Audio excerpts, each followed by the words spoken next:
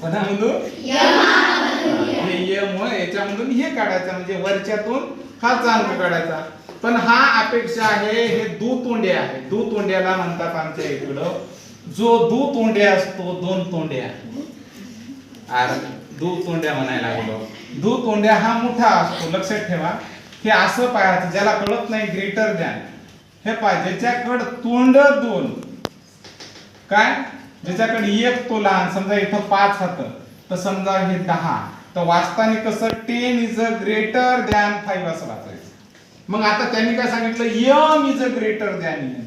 कोण मोठा आहे हा वरचा अंक खालच्या पेक्षा मोठा. आणि अशा सिच्युएशन मध्ये काय करायचं म्हणते यमामधून यन काढून घ्यायचा. कोणामधून आता याच्या जागी आपण पाहू एच्या जागी इथं सांगितलं त्यानं शून्य नसला पाहिजे. समजा शून्य इथं